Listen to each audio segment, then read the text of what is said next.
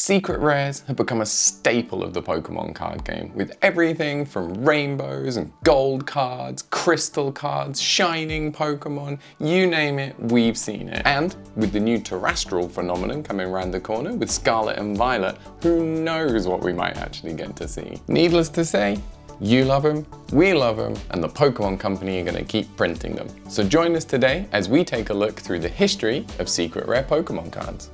Way back in 1998, when Pokemon cards first hit US and European shores, it was a much simpler time. We had Pokemon on the TV every Saturday morning, smartphones were just a twinkle in Steve Jobs' eye, and holographic rares were the rarest cards that you could get. But not for long. It was in the year 2000, and with the 5th expansion to base set, that everything was about to change. My favorite all-time set, Team Rocket, was released. And with that, we saw the first ever secret rare card released. The infamous Dark Raichu card, number 83 of a set that should have only had 82 cards. Breaking the mold of what we see today, the card was actually specially made for the English print of the Team Rocket set, and we wouldn't actually see the artwork feature in a Japanese set until Crossing the Ruin, the equivalent set to Neo Destiny. Needless to say, this was a super popular card when the set was released. Fast forward to September 2001 and the release of Neo Revelations,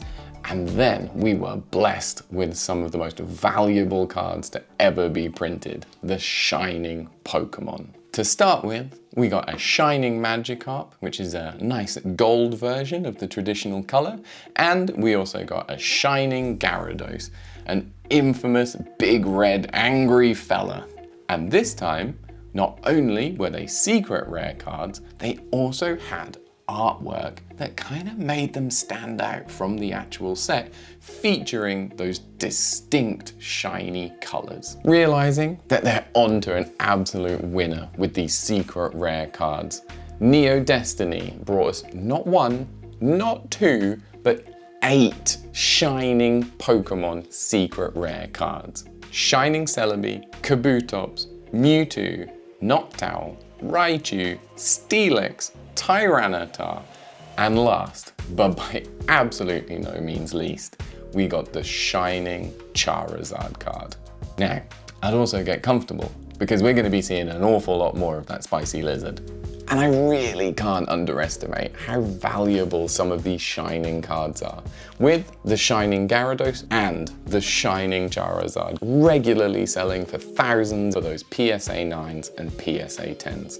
Prior to the black and white era, secret rare cards were actually exclusive to the English sets. But as we moved into the 2000s, Japan enters the chat. Cue an absolute explosion of secret rare cards in the Japanese set.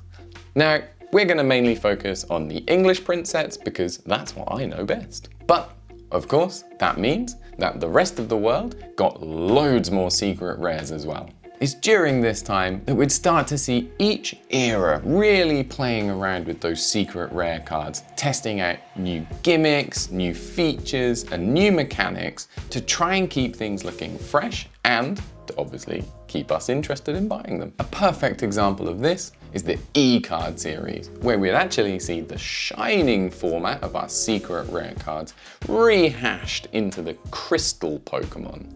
Featuring what can only be described as an eclectic mix of Pokemon, we also saw the Crystal Charizard. This is another card that regularly fetches 5-figure amounts in those 10 grades. With Ruby and Sapphire, we would see the gorgeous looking cracked ice hollow pattern Articuno, Moltres, and Zapdos.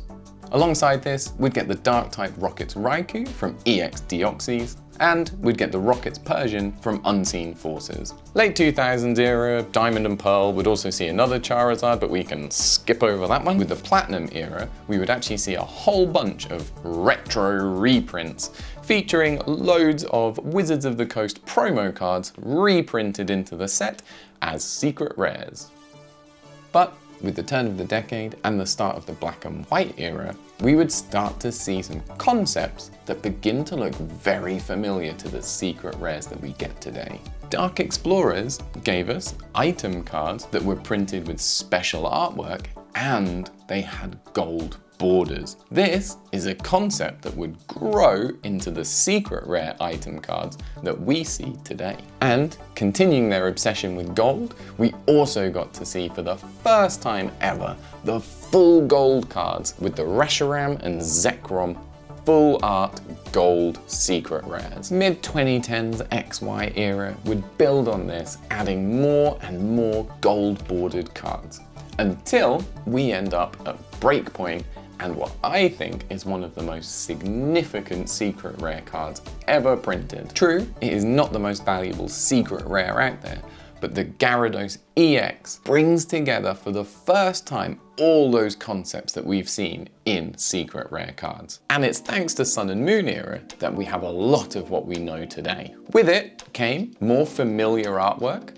We also saw more standardization across those secret rare artworks. And of course, we got a butt-ton load more secret rares. We got more full arts like this, also got more gold cards, and for the first time ever, we saw rainbow secret rares emerge. And you know what? For a time, things were good.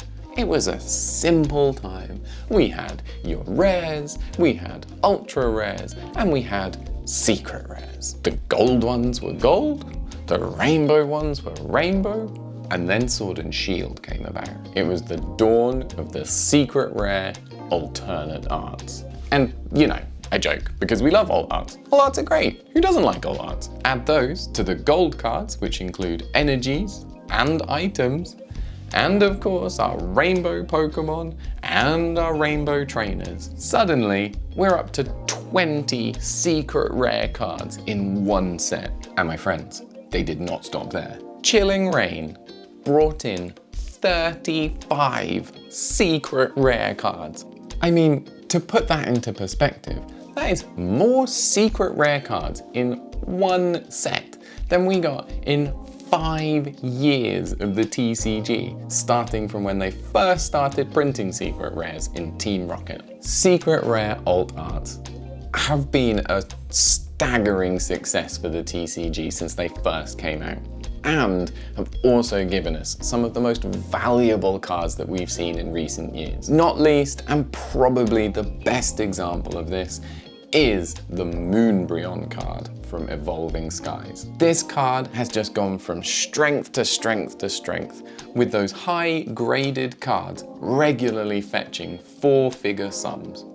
Now, secret rare alt arts have also brought some of my personal favourite cards to be printed in modern sets.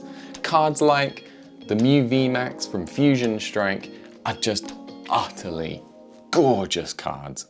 And of course, that Sword and Shield era Swan Song card from Crown Zenith, the Pikachu, featuring all those Pokemon that we've seen be really prominent in the trading card game from that Sword and Shield era.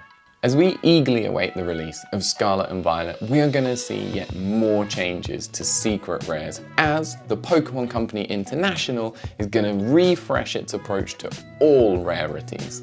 And you know what? I really can't wait. It's going to be an opportunity to get more secret rares, more amazing artwork.